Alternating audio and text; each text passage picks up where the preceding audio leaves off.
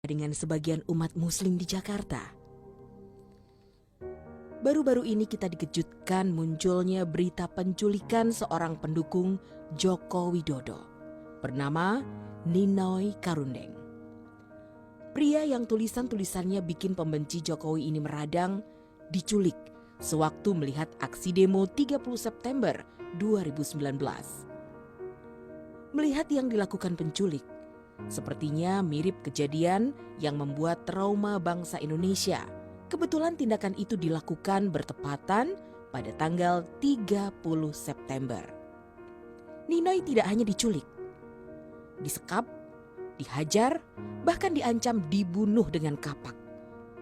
Yang bikin miris, tempat penyekapan dan menghajar Ninoy adalah masjid.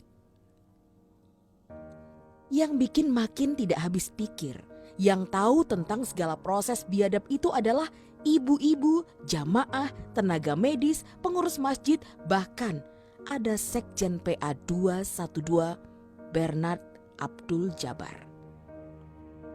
Bagaimana bisa di tempat ibadah ada umat muslim yang dihajar hanya karena soal beda pandangan politik? Seperti biasa, pengurus masjid maupun PA 212 ramai-ramai membantah yang mereka lakukan.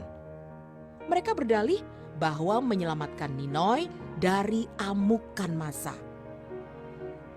Lantas, jika memang menyelamatkan, harus disimpan semalaman suntuk dan wajahnya sampai babak belur begitu? Di video yang sudah viral kemana-mana itu, terdengar jelas yang menginterogasi Ninoy bahkan sampai menghalalkan darahnya. Jelas, sikap begini merupakan sikap seorang komunis, bukan seorang muslim. Pasca dipulangkannya Ninoy keesokan harinya, hingga saat ini, hampir yang mengecam tindakan barbar itu hanyalah orang-orang yang mendukung Presiden Jokowi. Mana itu rasa simpati dan empati pendukung Prabowo? Entah para aktivis sosmed, bekas tim sukses, maupun pentolan parpol pendukungnya.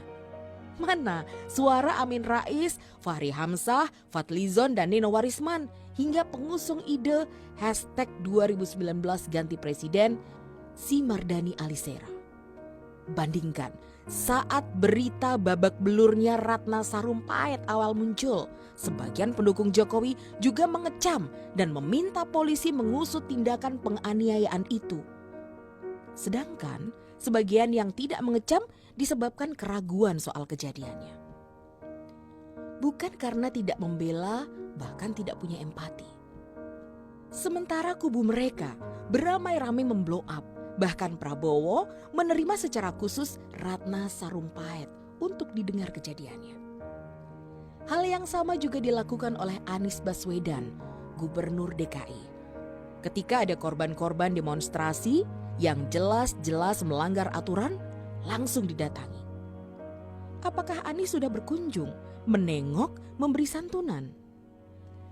Kalau toh pun Ninoy bukan warga Jakarta, dia korban kebiadaban sebagian warganya Anies. Mau sampai kapan hal-hal begini dibiarkan? Sikap sebagian muslim di Jakarta sungguh memprihatinkan. Seiring berjalannya waktu, bukan malah bertobat, berubah menjadi baik, namun malah tambah beringas. Kita ingat bagaimana yel-yel bunuh Ahok diteriakkan anak-anak saat pawai obor peringatan 1 Muharram pada Mei 2017. Pun maraknya spanduk penolakan sholat jenazah karena beda pilihan politik.